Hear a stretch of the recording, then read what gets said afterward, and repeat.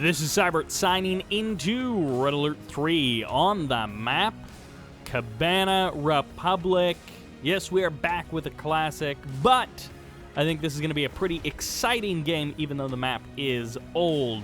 On the left side is the Orange Empire. This is Amaranthin, AKA maybe 1212. His name might actually be 1212. I'm not sure. And going for Crane first. What a start. As the Yellow Soviets, this is Harlen. We just got to see Harlen versus DDF. It actually may have been like a couple of weeks by the time this video goes up, but it feels like yesterday, just because it was the last Red Alert 3 game that I cast. This game was uploaded to Game Replays like 2 days ago in 2022, but the replay date in-game says 2020.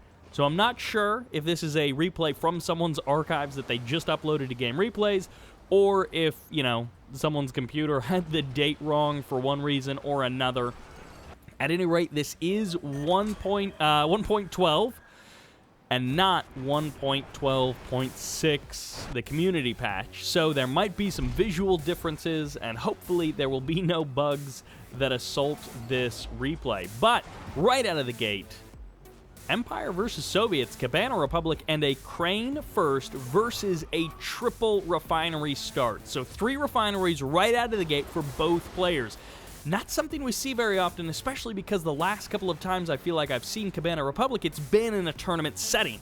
So people have been in a tournament mindset, and sometimes that means going for an all-in and doing something perhaps rash and risky. In some cases, it was a very poorly planned all-in, but this is kind of the reverse. We've got a Tesla coil push coming in here. I guess he might be going for a more moderate version, but I think the super reactor in the south is entirely so he can Tesla coil push, and I don't know if I've ever actually seen this successfully executed. It feels like it always goes awry. Now in this particular case, one of the corners that is cut is no barracks. Lots of walls back at home, and not much more than that. Now of course, using the Tesla coil, that's a like entry-level move, but using the reactor to block off some of the build radius so that it can't be attacked from all angles, that's the next level up. Flak cannon gets added on, canceled as well. Airfield to support this push, and immediately Amaranthin heads across the map with his 2 Tengus. He knows that there is not going to be much back home to protect them. They need to go ahead and transform so that they can get as much damage before that Tesla coil gets to work on them. Going to be able to start putting some damage out on 3 different refineries all at once. I think the harvesters are going to try and draw the Tengus, but I don't think that Tesla coil reaches both of them at the same time. Maybe it actually does. It gets the one on the right, no problem, and it looks like it's going to be a flak cannon if he wants to follow up those kills with some air kills as well. 1 refinery shut down completely, and that's a good start for Amaranthin trying to deal with this. On top of that, okay, so he's going another super reactor, but he actually got a battle lab in the south. I cannot believe it. And it could be a Kirov coming out of this airfield. I'm not sure what his plan is. Yes, just as the Tengus all transform, perhaps at the worst possible time, just before the flak cannon finishes up, and this airfield is doomed to die. But at least the flak cannon will keep this Kirov safe. What an insane way to start out this game, and I have definitely never seen a match quite like this. Even if I've never seen a successful Tesla coil push, it is now Tesla coil into a Kirov. He gets the war factory, which was super delayed. There would have been so many more tools in the Empire's pocket to try and deal with this if he had, instead of going for 3 refineries right out of the gate, would have gone for a faster... Ooh, there goes the Kirov. Gone for a faster war factory, or perhaps even a multi-barracks kind of play. That sort of thing maybe would have turned out differently, but because of the builds both of these guys went for, it is sort of ended in this perfect crescendo of chaos.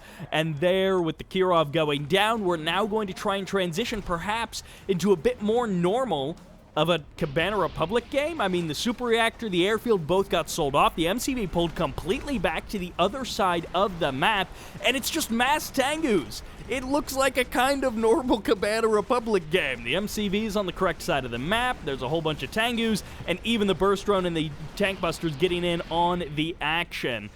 An extra barracks. This is a great idea. It was just maybe a little bit too slow to be as powerful as it could have been.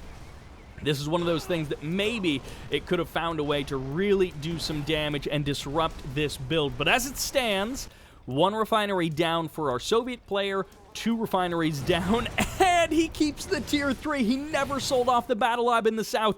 So we have just about a record-breaking amount, record-breaking quick apocalypse tank. I don't know that I've ever seen an APOC tank come out this soon in a match. Normally they don't get built at all, and in this particular case, it's here already. Whole bunch of Tengus coming in. Are they going to go for the transform? I don't know if that would be advised, but he's going to try and go for it. There's the point defense drones that'll give him a little bit of extra life, and maybe they head up north to attack that MCV. Okay, APOC tank is going to get overwhelmed. It gets 4 whatever these are called, Tengus in the middle, though. And another APOC tank is going to be a long ways away. The income getting cut off. It is hard to be a Soviet on 2 refinery this late in the game trying to build APOC tanks. But he does have that Tesla coil from earlier. On the Empire side of the map, he's started to rebuild, but he's not quite where he wants to be. Having the 2 oil derricks does definitely help here. It's not a winning move to have the 2 oil derricks, but it does definitely give him a lot of extra cash. Bear Roar! The Tengus were not on guard there, and as a result, free kills on all of those tank busters. Fortunately, the fully heroic one went down into the ground, but a couple of conscripts couldn't deal with that pretty easily. And what are you even gonna do? You can't, well, now that the bear ran away, you might actually be able to 1v1 that conscript with those, well, actually those 2 tank busters, but you might be able to get it regardless. And that 1 conscript going to try and clear away these tank busters, and it looks like he will be able to do it. And they're not going to find a... Oh, the Tesla coil actually got sold off, so they are going to find the soft underbelly of that Soviet main base to blast into as these Tengus look for their mark.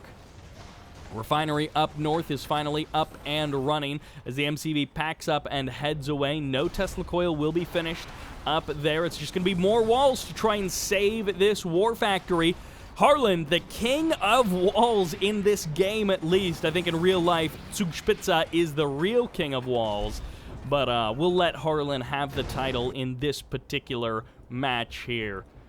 1 bear at the scouting out the water location, just trying to make sure that there's nothing untoward happening out there. No sneaky Empire expansions. And the first bullfrog gets built. We're closing in on the 10-minute mark in this game, and the first bullfrog emerges. It's been all...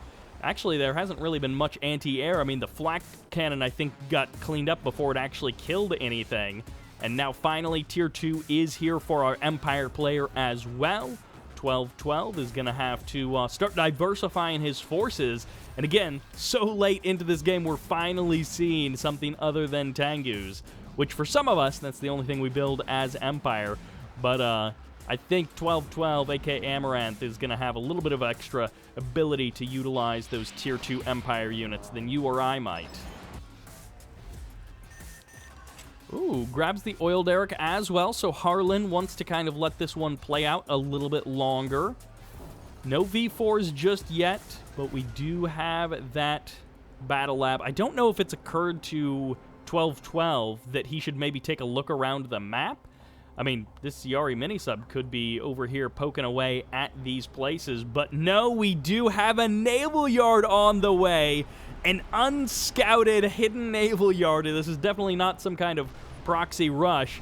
This is a nice and slow naval yard. As a bunch of tank busters jump into that building. They really would have liked to jump on that harvester a little bit sooner, but they will get a couple of shots against those hammer tanks, and the hammer tanks start working away at the observation post, and immediately Harlen goes into security mode, trying to cancel out as much of this damage, blocking off these tank busters with walls and even a barracks. Is he going to produce a bear? He's going to get a bear at least, and maybe a couple of conscripts. We'll see. Maybe he populates those buildings just to make them a little bit more difficult for the Empire player to capture. 3 refinery versus 4 refinery, but the oil derricks are now split. There is supposed to be a harvester here. It looks like it did get wiped out at one point. And despite the fact that there was that airfield built early on, we have not seen the return of twin blades or anything like that. And that is a dead MCV, and Harlen knows it. The immediate sell of that MCV, he was like, oh my gosh, that is just way too many strikers. Fortunately, he does still have that Crusher Crane back at home, so he's got that going for him. There are a good number of bullfrogs. They might try and jump on these strikers, but if the strikers get on top of them, they will make short work of these few bullfrog numbers. A random harvester showing up here to do a bit of damage. Even the Imperial Warrior is going to come off the line to try and hunt down those bullfrogs. A legitimately good use of the Imperial Warriors. The bullfrogs have so little health and armor. The Crusher Crane is not the target. It's going to be the bullfrogs as the choppers go for the kill on them. The Imperial Warrior is going to be able to finish off a couple of choppers trying to focus down the structures, a couple of choppers trying to focus down the bullfrogs, and it's actually going to be the choppers trading their lives, crashing down on top of these structures that is perhaps doing the most damage to this Soviet base. The bullfrogs go down, the choppers will make short work of the war factory, and that is it for the tech tree. But don't forget, in the south, the naval yard stands strong. That third dot on the mini-map as this chopper chases down the bullfrog, and they eliminate each other. The dreadnoughts have arrived, and they are going to sink that refinery as they themselves go down to meet Davy Jones. These two guys almost completely perfectly matched as they are going toe-to-toe, round and round. But as an MCV in production, it looks like the answer is no. This naval assault has been cut short, and now it's up to Harlen with his paltry defenses on land to try and pull something from nowhere, perhaps. As he loses his bullfrogs, loses his hammer tanks, he's got almost nothing left on land. Even this refinery goes down, which has been protected for so long in this game. No MCV still. Stingray, Bullfrog, and Akula hunting around the map. The Bullfrogs not in good enough numbers to really stand up against those choppers. The choppers have been hunting down those bullfrogs sort of one by one. And in this case, that fully heroic striker does an amazing job of pulling away just at the last moment there. No! Don't go back in against that bullfrog, you fool! You fool! You have granted him the additional range to murder all of your brethren and an unbelievable amount of DPS. Don't you dare cut those corners. The bullfrog will hunt you down. Never have the teeth on the bullfrog looked so fearsome in all of its life. This is 6 strikers, and they should be running scared from that single bullfrog. They should actually be running scared from a heroic bullfrog like that. All right, the MCV, no, that's I don't know if that's building slow enough to be an MCV, but we did see this APOC tank manage to escape out to the north side of the map, going for the refinery there, and there was never a 5th refinery taken. It was actually an engineer cap of the 4th refinery, securing it for Harlen. I didn't even realize that he had done that. He lost a refinery back home, but he stole one from his opponent, perhaps calling in toxins on his own ore refinery. I'm not sure. As no, that was actually Amaranthin calling that in. Does secure that kill, and that will do it for the main base. It has basically all been washed away. And finally, the MCV does emerge. There was an Ultra Torpedo, kind of missed there as the Yurii mini-sub just skirts completely by it, and the fully heroic Bullfrog gets caught in the corner, and now it's going to be up to these strikers to try and deal with the naval yard, trying to recycle them, low health ones to the back, and now every unit goes down, but not this one Bullfrog. It actually survives on half health to chase away these choppers. And what is he trying to do? Is he distracting? Well, I'm not sure why he's even building those super reactors, but it's 2 Bullfrogs against 1 striker. Harlen does it. He manages to hold out just barely against the Empire. Forces the engineer cap of the northern refinery, the destruction of the high ground refinery, actually puts Harlen in an okay position He's in 2 refineries against 2 refineries. The strikers find the APOC tank. The bullfrogs are nowhere nearby, and the flak troopers are not in these buildings. A free kill on a double vet. APOC tank for these strikers. The Tengus do not go for the harass. There's a sentry gun and a flak cannon waiting for them. Both of the oil derricks. At some point, this one did get captured by Harlen. He has managed a total comeback in terms of ability to have an economy. His total resurgence from the southern point on this map in his economy is now booming by comparison to what it should be. It should be basically dead, but he had 2 oil derricks. He had 2 refineries for a good while. He's still got a little bit of build radius here, so now that he's got an MCV, he can return to his main base.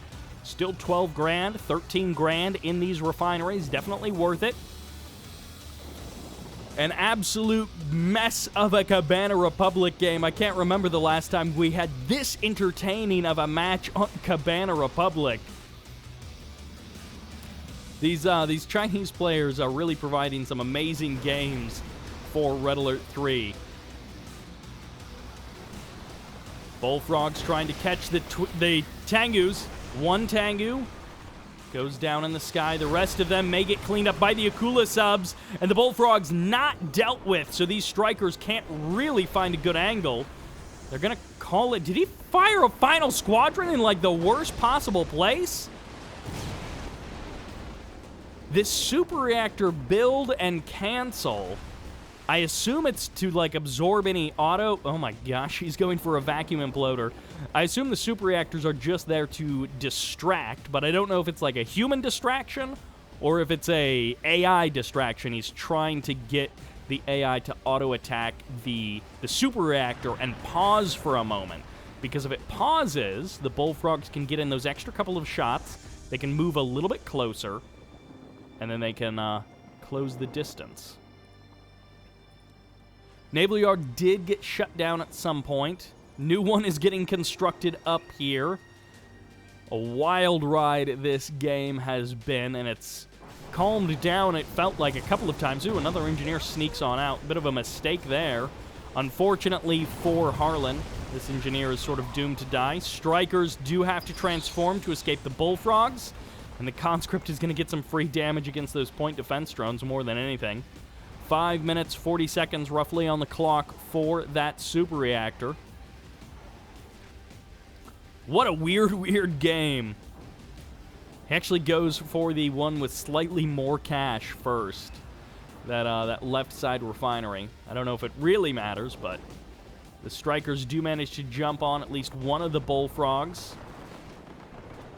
Bullfrogs taking some good shots. If the low health didn't cause it to move a bit more slowly, he would have not been caught up by those strikers and probably could have stayed out of range and killed those strikers. The bear does get sniped. Double Yurii mini sub, and this should signal to Harlen, hey, gotta be worried about my vacuum imploder getting jumped on. Don't want anything to show up and just kill it off for free. Strikers show up. No flak cannon here to keep this base safe when the Bullfrogs aren't here. We'll see if that bites Harlen. More Bullfrogs being produced. He does have a flak cannon and a Tesla coil back here, but there might be a safe area over here for the Yuries to move in. Or, of course, they could also just go for the suicide move and try and kill off the vacuum imploder that way. Either way, the clock is ticking, and Harlen has got sort of an ace up his sleeve that cannot end the game for him, but can definitely help him break any base or army of 1212. MCV cell, usually something you want to kind of hide from your opponent. In this case, the bear eats the engineer, so you're definitely not hiding that, and Harlen can feel the position he's in. I think he knows he can just wait this one out and sort of choke out 1212. Amaranthin doesn't have a lot of options. The MCV cell gave him a cash boost, but what is he really going to be using that for? He's got these 2 Yurii mini-subs still, but Bullfrogs chasing, strikers chasing the Bullfrogs. and it doesn't quite work out. This is a dangerous game. The Bullfrog's going to be able to jump on the strikers. Splitting their fire across the strikers means that one of the Bullfrogs goes down for the other striker. A bear gets launched up onto the high ground as an additional Bullfrog, maybe even 2 additional Bullfrogs, align with their brothers. There's the transform, full health. They're almost ready to tango with these Bullfrogs once again.